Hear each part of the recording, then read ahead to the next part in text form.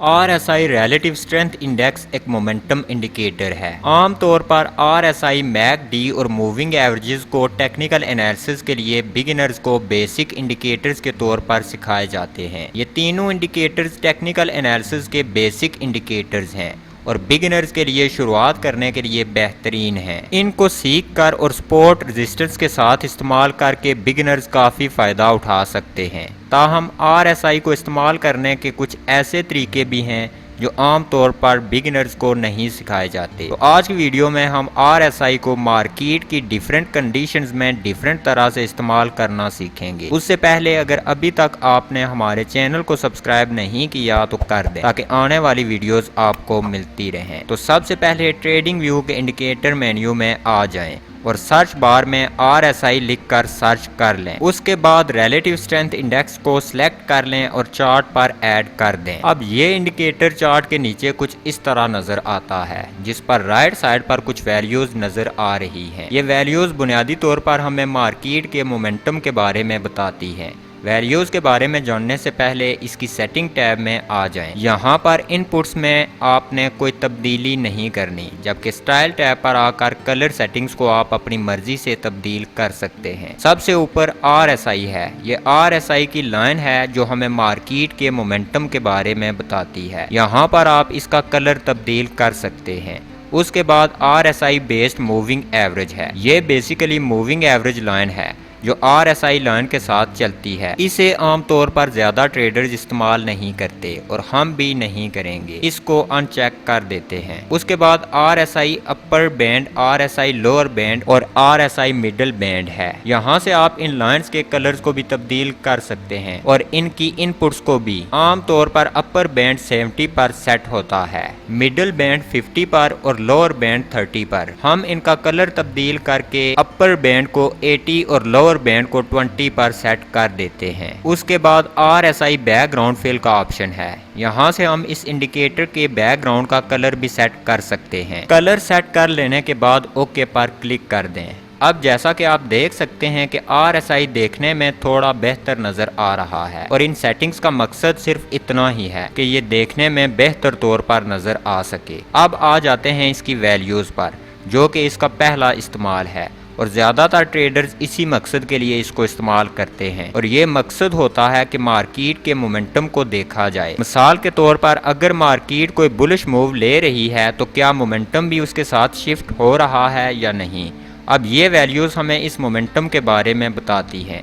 अगर तो market bullish move ले रही है और RSI की वैल्यूज़ 50 से अबव हैं तो ये इंडिकेटर सजेस्ट करता है कि मार्केट बिल्कुल सही डायरेक्शन में जा रही है और मोमेंटम भी उसका साथ दे रहा है। दूसरी तरफ मार्केट अगर बेरिश मूव ले रही है और मोमेंटम भी 50 से नीचे चला गया है तो ये इंडिकेटर सजेस्ट करता है कि मार्केट अपनी असल डायरेक्शन की तरफ ही जा रही है और मोमेंटम इसका साथ दे रहा है। अब दोनों सिचुएशन से हमें यह पता चलता है कि एक तो मार्केट अपनी असल डायरेक्शन की तरफ जा रही है और दूसरा मोमेंटम बता रहा है कि मार्केट इस मूव को जारी रखेगी। उसके बाद हमारे पास अपर बैंड और लोअर बैंड्स की वैल्यूज आ जाती हैं। अब यहाँ पर यह बात समझ लें कि जैसे ही मार्केट 70 की वैल्यू से ऊपर जाती है तो इसका मतलब होता है कि जिस भी सिक्योरिटी पर ये इंडिकेटर ये वैल्यू दिखा रहा है वो सिक्योरिटी ओवरबॉट हो चुकी है। मिसाल के तौर पर यहाँ पर हमारे सामने बिटकॉइन है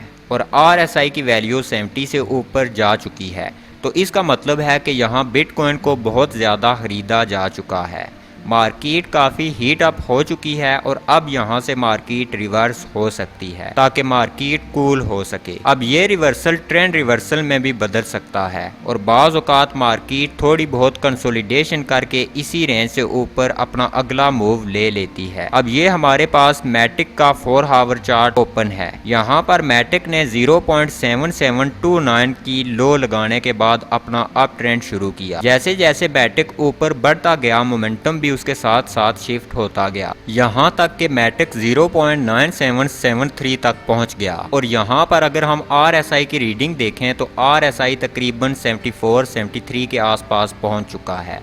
अब यहाँ पर हम महसूस कर सकते हैं कि मैटिक ओवरबॉट कंडीशन में जा चुका है। मार्केट काफ़ी ज़्यादा ओवरहीट हो चुकी है और अब कूलिंग ऑफ का पीरियड शुरू हो सकता है। दूसरी तरफ मुमकिन ये भी हो सकता है कि यहाँ से मार्केट रिवर्स हो जाए और अप ट्रेंड डाउन ट्रेंड में तब्दील होना शुरू हो जाए, लेकिन अभी तक रिवर्सल के इम्कान है, रिवर्सल कंफर्म नहीं हुआ है। अब यहाँ पर हमारे सामने मार्केट ने रिट्रेसमेंट ली है, यानी कूल ऑफ हुई है और दोबारा अपना अगला मूव लिया है, लेकिन इस मूव पर लास्ट रीसेंट हाई तक नहीं पहुंच पाई और वापस पलट गई और मोमेंटम ने भी मार्केट का साथ नहीं दिया, जैसा कि यहाँ पर नजर आ रहा है। तो इसका मतलब है कि यहाँ पर मार्केट एक टेम्परेरी टॉप बना चुकी है और इसमें रिवर्सल आ सकता है। तो इस तरह RSI हमें टॉप, बॉटम, ओवरबॉट और ओवरसोल्ड मार्केट कंडीशंस को आइडेंटिफाई करने में हेल्प करता है। अब ये हमारे पास एक बॉटम की मिसाल है, जहाँ पर मार्केट एक डाउन ट्रेंड में थी और RSI भी 50 से नीचे था, जो बेरिश मोमेंटम को इंडिकेट कर रहा है। अब इस पॉइंट पर मार्केट मुकम्मल तौर पर ओवरसोल्ड हो चुकी थी। उसके अलावा अगर हम थोड़ा पीछे चले जाएं तो ये सेम लेवल है जहां से पहले भी मार्केट को एक बार मोमेंटम मिल चुका था, तो मार्केट यहां से पंप हो गई। अब यहाँ पर यह चीज़ जहन में रखें कि सिर्फ RSI को देखते हुए टॉप या बॉटम कंफर्म करने की कोशिश ना करें और सिर्फ इसी की बुनियाद पर एंट्री ना लें। कम से कम 2-3 कन्फ्लुएंस तलाश करें। अगर चीज़ें आपकी फेवर में हों तो आप ट्रेड में एंटर हो जाएं। अब इस मेथड के अलावा भी आप RSI को इस्तेमाल कर सकते हैं, जैसा कि डाइवर्जेंस तलाश करने के लिए। अब डाइवर्जेंस समझ लेते हैं कि होती क्या है। एक डाइवर्जेंस उस वक्त जाहिर होती है जब प्राइस पुराने हाई या लो को ब्रेक करके एक नया हाई या लो फॉर्म कर देती है, जबकि इंडिकेटर जैसा कि इस मिसाल में हमारे पास RSI है तो हायर हाई या हायर लो नहीं बनाता। डाइवर्जेंस बुलिश भी हो सकती है और बेरिश भी। अब ये हमारे सामने एक बेरिश डाइवर्जेंस है। यहाँ पर अगर हम देखें, प्राइस ने प्रीवियस हाई को तोड़कर नया हाई बना दिया है, लेकिन अगर हम RSI को देखें तो RSI ने नया हाई नहीं बनाया, बल्कि RSI लोअर लो बना रहा है। इसका मतलब है कि मोमेंटम वीक हो चुका है और प्राइस में एक रिवर्सल आ सकता है। इस सूरत में हम शॉर्ट सेल की ट्रेड ले सकते हैं। ये हमारे पास एक बुलिश डाइवर्जेंस की मिसाल है। यहाँ प्राइस ने प्रीवियस लो को तोड़कर एक नई लो बनाई है, जबकि RSI हायर हाई बना रहा है। इस सूरत में हम एक लॉन्ग ट्रेड में एंटर हो सकते हैं, क्योंकि मोमेंटम बुलिश होता जा रहा है जबकि प्राइस लो और लो बना रही है। तो ये कुछ बेसिक्स थी जिनको इस्तेमाल करते हुए आप RSI को बेहतर तरह से इस्तेमाल कर सकते हैं। अगर आप RSI पर मजीद तफसीली वीडियो चाहते हैं तो कमेंट कर दें। बहुत सी चीज़ें हैं जिनको हम ट्रेडिंग के दौरान ऑब्जर्व करते हैं, जो मालूमात शायद बिगिनर्स तक नहीं पहुँच पाती, उसको डिस्कशन में लाया जा सकता है। अगर वीडियो अच्छी लगे तो लाइक कर दें और चैनल को सब्सक्राइब कर दें। नेक्स्ट टाइम तक खुदा हाफिज़।